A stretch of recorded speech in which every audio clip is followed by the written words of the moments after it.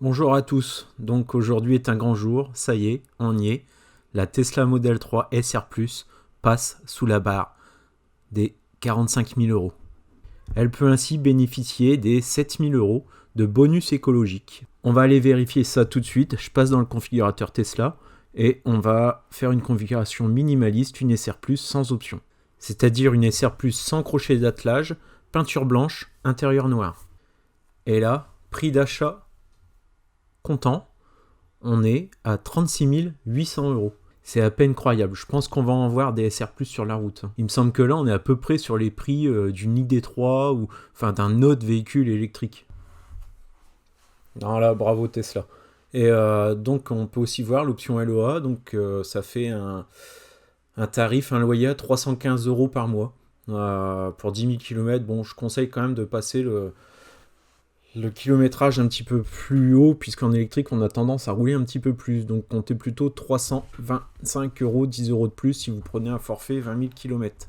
Sachant que c'est un tarif calculé avec 4 040 euros d'apport personnel, le reste de l'apport étant fait de la prime de l'État. Alors, non seulement ils ont mis le prix sous 45 000 euros, mais ils ont aussi calculé pour pouvoir prendre une option en plus. Donc, vous pouvez intégrer, par exemple, là, on va faire une configuration avec la couleur noire. Bah, ça passe toujours, on est toujours sous les 45 000 euros, donc on bénéficie toujours des 7 000 euros de prime. Par contre, comme on est juste, il y a certaines couleurs, enfin certaines, uniquement la couleur rouge, qui est plus chère que les autres couleurs, 2100 euros en option. Donc là, par contre, si vous sélectionnez le rouge, ça ne passe plus dans le configurateur, on dépasse les 45 000 euros, donc on n'a plus que la prime de 3 000 euros.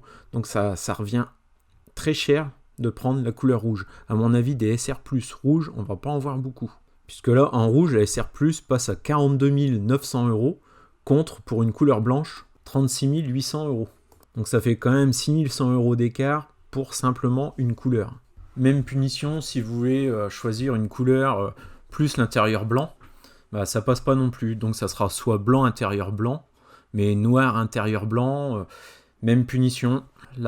Bye bye le bonus à 7 000 euros. Mais bon, je sais pas vous, mais avoir une SR Plus pour 36 000 euros par rapport à son ancien tarif, à ce prix-là, on va pas faire le difficile. Entre une Zoé, une ID3 ou une Tesla SR Plus, perso, je réfléchis pas longtemps.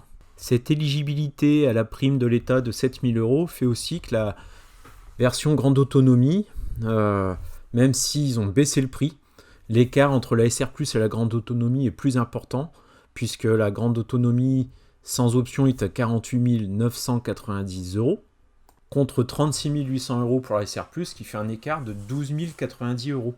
Donc il y a quand même de quoi gamberger un bon petit moment, être certain de son choix, parce que c'est pas, la différence de prix elle est quand même énorme. Donc il faut vraiment en avoir l'utilité de cette fameuse grande autonomie, surtout qu'en SR+, pour rappel, vous avez le réseau Tesla qui est super performant, quoi. Vous avez des bornes de recharge qui vous permet, même en SR+, d'aller partout en France. Là, honnêtement, je pense que chez les autres constructeurs, là, ça doit être la panique, cette modification tarifaire de chez Tesla. Perso, j'aimerais pas être chez Volkswagen, responsable des ventes de toute la partie électrique, parce que ça serait un peu la panique, je pense, dans ma tête. D'ailleurs, je vais aller voir un petit peu, ça vaut combien réellement une ID3 là, de chez Volkswagen. Bon, et ben une ID3, milieu de gamme, ça vaut exactement le même prix qu'une SR+, en fait. Donc, et l'autonomie est même un petit peu moindre. Ils ont les bornes de recharge en moins, parce que Unity, c'est pas encore ça par rapport à Tesla. Et puis les tarifs sont pas les mêmes. Et en autonomie, c'est pas extraordinaire finalement. Donc on est sur à peu près du 420 km d'autonomie en WLTP. Et sur notre SR+, on est à 448. Je sais pas vous, mais en commentaire, donnez-moi des arguments qui feraient que j'irais acheter une ID3 plutôt qu'une Tesla. Honnêtement, j'ai du mal à en trouver. En dehors du fait qu'ils ont un gros réseau de concessionnaires, puis il me semble que chez l'ID3, il faut toujours faire des révisions annuelles, constructeurs. Bon, là je suis un peu à court d'arguments côté Volkswagen. Avant il y avait quand même le prix, Mais là, c'est fini. Bon, bien entendu, tout ça, ça va aussi avoir des conséquences sur le marché de l'occasion. Là, une SR Plus d'occasion à moins de 30 000 euros, ça devrait se trouver. Parce qu'à plus de 30 000 euros, est-ce que ça vaut vraiment le coup? C'est aussi autant en acheter une neuve. Donc d'un seul coup, là, c'est sûr que pour les propriétaires actuels, c'est un petit peu les boules, je suppose. Pour moi, bon, c'est moins grave, je l'ai pris en LOA, je suis certain qu'ils vont me la reprendre 20 000 euros au bout de 5 ans.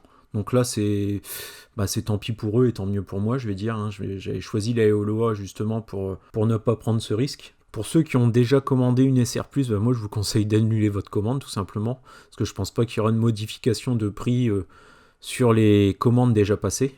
Et bien entendu, pour ceux qui vont passer commande, utilisez un lien de parrainage, au moins vous aurez vos premières supercharges gratuites. Si vous n'avez personne à proximité ou dans votre entourage, je laisse le mien en description.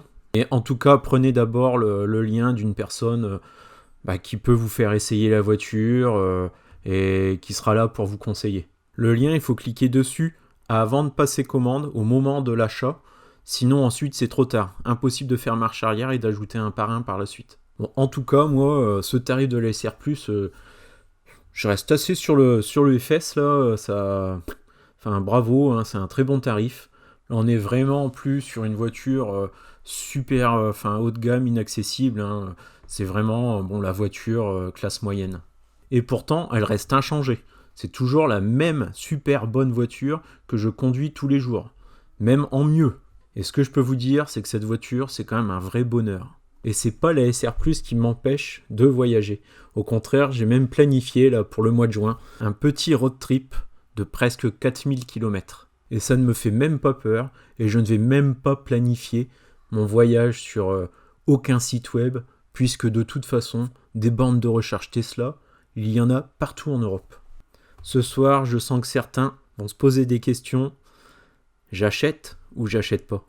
Et félicitations à ceux qui ont su attendre avant de passer commande. Mais là, il n'y a plus d'excuses pour ne pas la passer. Allez, ciao, bye bye.